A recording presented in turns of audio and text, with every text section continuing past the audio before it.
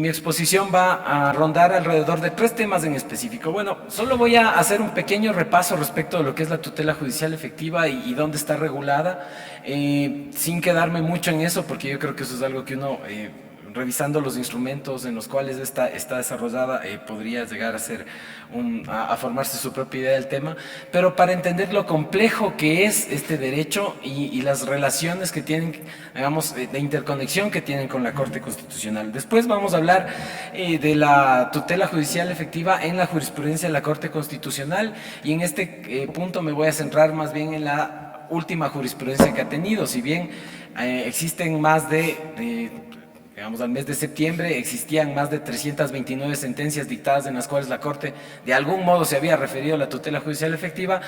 Creo que los principales, digamos, avances o criterios que la Corte ha establecido son relevantes para entender también para dónde va a ir la cuestión de aquí en adelante.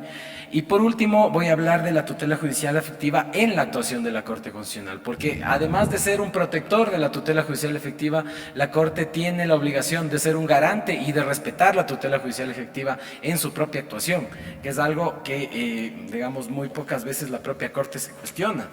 Entonces comenzamos por la tutela en la Constitución y los instrumentos internacionales. Como ustedes saben, está el artículo 75, que tiene varios elementos, ¿no es cierto? Habla del acceso a la justicia, habla de las 3 características básicas de la tutela, que tiene que ser efectiva, imparcial y expedita, los principios en los cuales tiene que, digamos, basarse la administración de justicia, y esta tutela está orientada a proteger derechos e intereses. Ahora, en los instrumentos internacionales de derechos humanos nosotros vamos a encontrar, por ejemplo, el artículo 14.1 del Pacto de Derechos Civiles y Políticos, en el cual ustedes van a encontrar igual la igualdad ante los jueces, el derecho a ser oído, la publicidad dentro de los juicios, varios elementos que ustedes van a ver que están compartidos dentro de lo que nosotros conocemos como tutela judicial efectiva y debido proceso. Lo mismo en el artículo 8.1 de la Convención Americana sobre Derechos Humanos, cuando habla de las garantías judiciales, ¿no? Cuando dice que es el derecho a ser oído con debidas garantías, habla respecto de la competencia del juez, de la imparcialidad, de la independencia judicial, y además explica en qué ámbitos se puede ver este derecho. Además, bueno, hemos visto este artículo que ha sido muchas veces utilizado para caracterizar la tutela judicial efectiva. Sin embargo, es el que se refiere en realidad al recurso efectivo, que es el artículo 25 de la Convención Americana, que habla respecto de la sencillez, eficacia de los recursos para la protección de los derechos, que esto ya nos lleva al contexto de lo que nosotros llamaríamos el derecho al amparo o, en nuestro caso, las garantías jurisdiccionales. Ahora, el tema es que esto nos configura un derecho que primero es extremadamente amplio, porque a la final es un derecho paraguas debajo del cual se cubren todos los derechos que pasan por algún modo por la intermediación jurisdiccional, que son todos. Además, si todos son justiciables, por ahí va. Es un derecho que podría resumirse en la cuestión de tener jueces y que estos jueces hagan bien su trabajo, es decir, actúen de acuerdo a la debida diligencia o, digamos, apliquen la lex artis del juez, ¿sí? Y este derecho además está conectado con todas las actividades, o sea, debe ser garantizado por legislación adecuada, tiene que tener un mise en place, digamos, elementos preexistentes al proceso para que la tutela judicial efectiva se garantice, que existan suficientes jueces, que estén capacitados, que estén sensibilizados. Entonces, digamos, es un derecho que pasa mucho más allá que simplemente por una sentencia de una alta corte, y además tiene una protección multinivel. Luego vamos a hablar, ahora que hemos caracterizado este derecho que es tan complejo, tan digamos, difícil de llegar a cerrarlo hacia un contenido específico, en cuál es el papel que la Corte cumple con su jurisprudencia para garantizar la tutela judicial efectiva.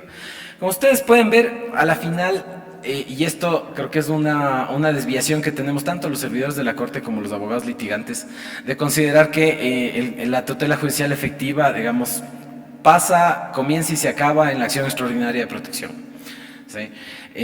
Y claro, eso solo es la punta del iceberg. La idea es que las competencias que la Corte ejerce y en las cuales ha desarrollado conceptos relacionados con la tutela judicial efectiva son de todo tipo, ¿no? De hecho, muchas de las consultas de norma que hacen los jueces para consultar sobre la constitucionalidad de una disposición tienen que ver con el debido proceso o la tutela judicial efectiva de algún modo, porque generalmente son problemas que se les dan en el momento en que tienen que juzgar un caso. Tenemos acciones de inconstitucionalidad, pero claro, con las competencias de la Corte tampoco se queda el tema, porque efectivamente la garantía de la tutela judicial efectiva se la tiene que dar en el sistema de administración de justicia. Y el momento en que uno, digamos, o que las Cortes, como la Corte Constitucional, hasta cierto punto expropian la capacidad de los jueces de aplicar, interpretar la Constitución, y consideran que son el único intérprete en vez del máximo intérprete, es cuando el sistema un poco se desvía. Como nosotros podemos ver, y les dije desde un principio, es uno de los derechos más invocados. De hecho, cuando uno ve demandas de acción extraordinaria de protección, va a ver que los derechos de cajón son tutela judicial efectiva, debido proceso en el cumplimiento de las normas y derechos de las partes, que es el 76.1, y seguridad jurídica, porque esos tres derechos están siempre, y nunca se sabe bien por qué, pero son los más demandados. Y además es uno de los más analizados, como ya les dije, en estos 10 años, 329 sentencias de 3.300 sentencias, es decir, el 10% se refieren a la tutela judicial efectiva. Y tiene uno de los contenidos más amplios. Claro, también depende mucho del contexto procesal y se expresa en distintas etapas, ¿sí? Y además interactúa con otros derechos y muchas veces sus contenidos se intersecan de una manera en que hace difícil el análisis y la definición del contenido de este derecho. Y claro, es uno de los derechos que, al ser mal interpretado y mal aplicado, genera más riesgos. Esta es una sentencia en la que la Corte Constitucional en el año 2015 desarrolló los conceptos que consideraba, o más bien los elementos mínimos que consideraba que están en la tutela judicial efectiva.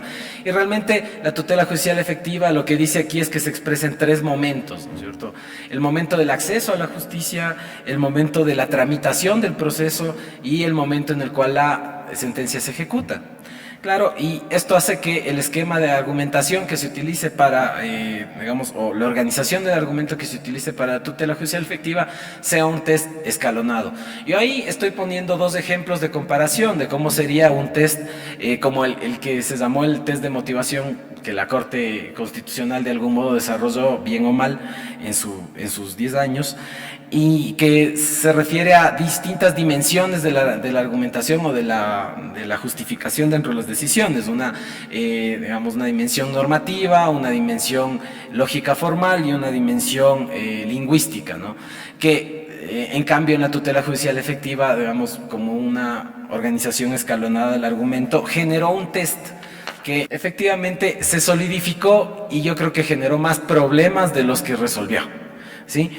Aquí yo estoy poniendo, como ustedes ven, a diferencia del primer esquema, un esquema de 4 pasos o de 4 momentos, uno de acceso a la justicia, otro de desarrollo del proceso, otro que se podría llamar el de la emisión de la decisión o dar respuesta a las pretensiones de las partes, y por último el de la ejecución de la decisión. Claro, ¿dónde ubicar este tercer peldaño? Fue un problema bastante complejo el momento de desarrollar el contenido de este derecho.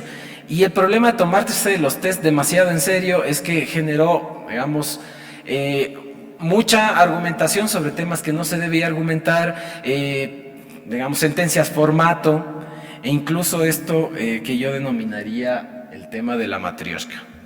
¿Por qué? Porque en muchas sentencias de la Corte Constitucional se llegó a una desviación tal de la tutela judicial efectiva que dentro de la tutela empezabas a analizar la motivación de la decisión y metías un test dentro de otro test, ¿no? Como la muñequita dentro de la muñequita.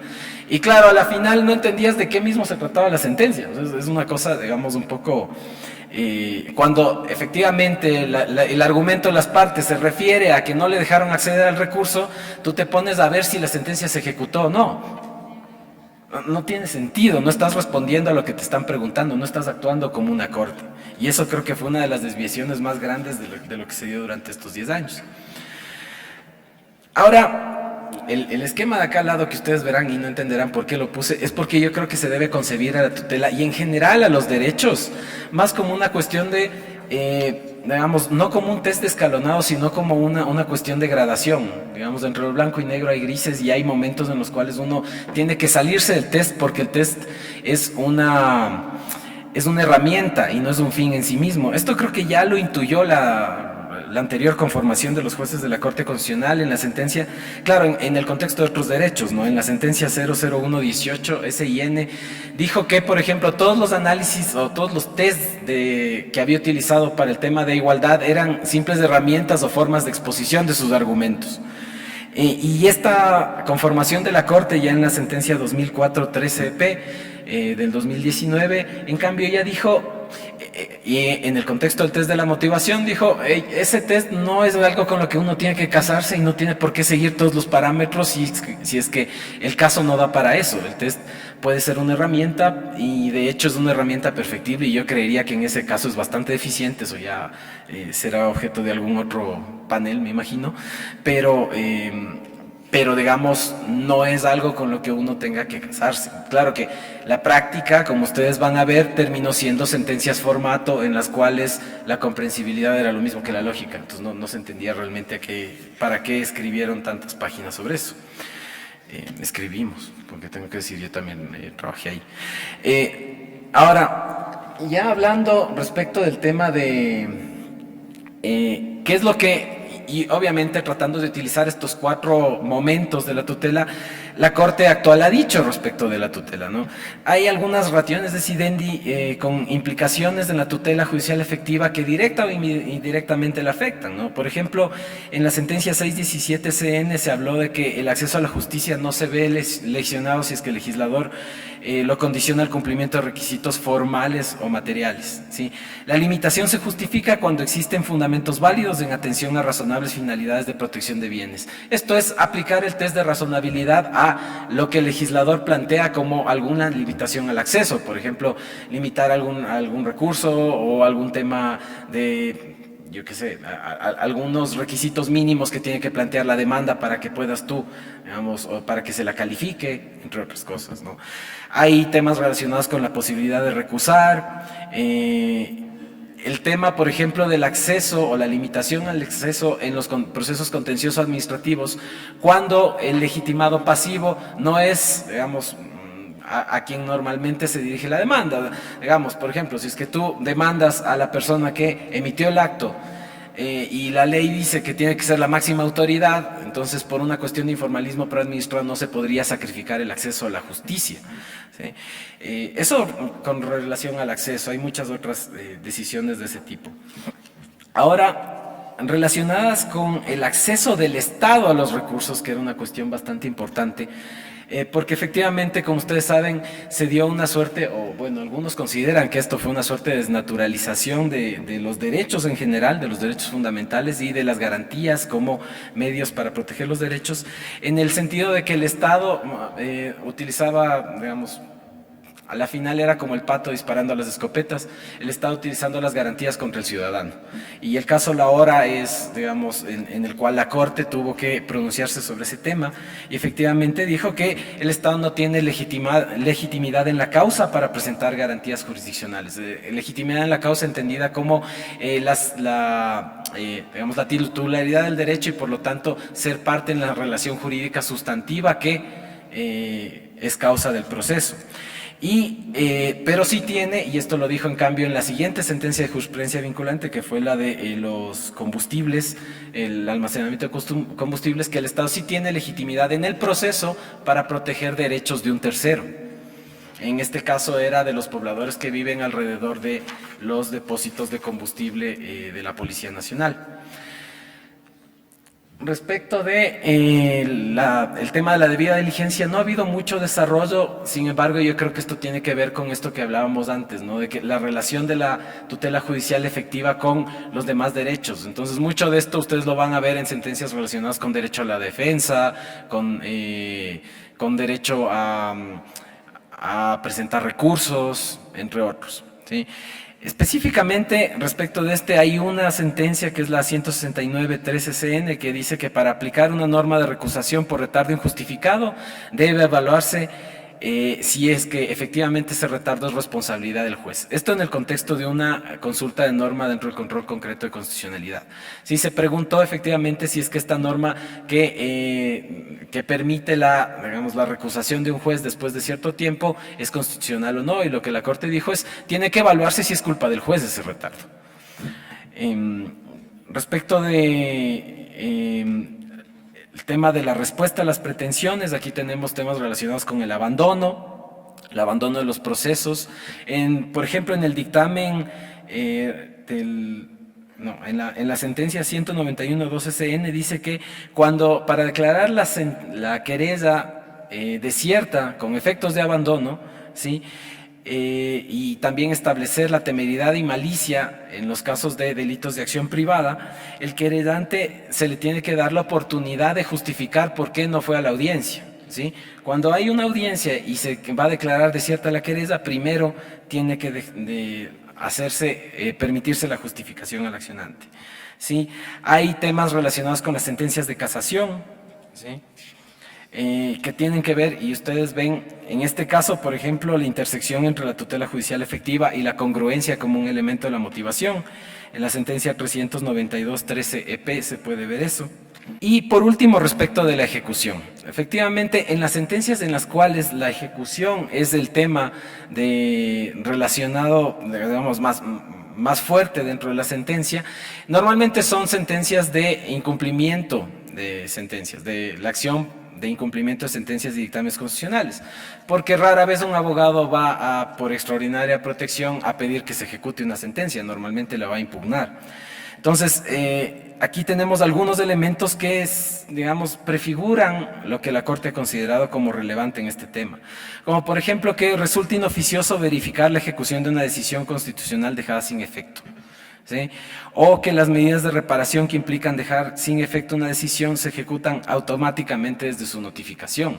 Sí, son cosas que parecen muy obvias, pero que efectivamente a la Corte le correspondió decidir. Muy bien, vamos a avanzar un poquito más. Y ahora sí, vamos a hablar respecto de qué es lo que la Corte ha tenido que hacer para lograr, digamos, de algún modo, ubicarse en el contexto del sistema de administración de justicia constitucional y garantizar la tutela judicial efectiva. Como yo les dije, la misión de la Corte es esta, ¿no es cierto? Ser el máximo organismo de control, interpretación, justicia constitucional y administración de justicia en la materia. No el único, el máximo. Y eso implicó, en este contexto del cambio de jueces, preguntarse qué es lo que está pasando con la justicia constitucional. Primero, el hecho de que la Corte tenía que reconocer cuál es su lugar dentro de la institucionalidad ecuatoriana, con respecto a las demás funciones del Estado, con respecto a los jueces, con respecto a la Corte Nacional de Justicia, si efectivamente tenía que expropiar hasta cierto punto la interpretación de la Constitución de todos estos órganos, o tenía que generar más bien dinámicas de colaboración y diálogo, ¿sí?, con ellos.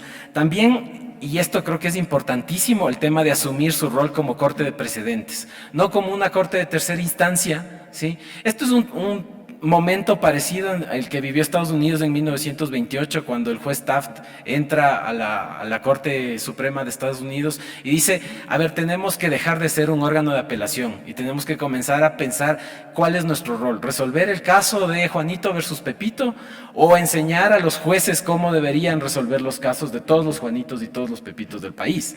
Entonces, la idea de ser una corte de precedentes implica un cambio total respecto de cómo se maneja los procesos. También una racionalización en el ejercicio de sus atribuciones y que además se coadyuve a que el sistema de administración de justicia sea el que funcione bien y no solo la corte. Es decir, que los jueces estén fortalecidos, que tengan competencias plenas para ejercer sus funciones y que tengan el respaldo de la corte para hacerlo. Entonces, esto implicó algunos cambios. Respecto de la admisión, por ejemplo, la Corte Constitucional, como dice el doctor Guerrero, claro, se expuso un poco a la crítica, digamos, de los abogados litigantes en el momento en que empezó a fundamentar tanto sus autos de admisión como de inadmisión. Los anteriores jueces no fundamentaban cuando admitían un caso. La nueva Corte efectivamente lo que está poniendo es sobre la mesa cuáles son los criterios en los cuales, digamos, desde su lógica, que puede ser cuestionable, un caso debe ser admitido o no. También la utilización de todas las causales. había causales que hasta cierto punto eran prohibidas de utilizar, digamos, como una política institucional interna, como la del 62.1, que habla respecto del argumento claro sobre la vulneración con independencia de la actuación jurisdiccional, tal vez por una mala comprensión de las causales. La de relevancia constitucional justamente es una causal complicada de utilizar, pero es una causal que existe.